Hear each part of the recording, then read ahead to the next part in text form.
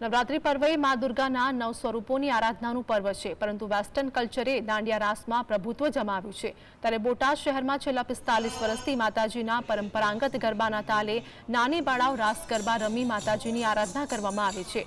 બોટાદ શહેરમાં માતા અંબાના 9 સ્વરૂપોની આરાધના સાથે નાની બાળાઓ દ્વારા પરંપરાગત રીતે રાસ ગરબા યોજવામાં આવે છે। તો બોટાદના રેલવે સ્ટેશન વિસ્તારમાં શ્રી શક્તિ રાસ મંડળમાં 20 જેટલા યુવાનો આ પરંપરાગત રાસ ગરબાનું આયોજન કરે છે। અમે આયોજક મિત્રો છીએ। અમે આયોજક મિત્રો દ્વારા આ છેલ્લા રેલવે સ્ટેશન વિસ્તારમાં માતાજી ખોડિયારમાંનું મંદિર છે, તેમજ સિદ્ધેશ્વર મહાદેવની પડખે આવેલું છે રેલવે વિસ્તારની અંદર। છેલ્લા 45 વર્ષથી અહીંયા માતાજીનો રાસ ગરબા તેમજ જૂની બોટાદ લેવલે ઘણી જૂની એવી આ ગરબી છે।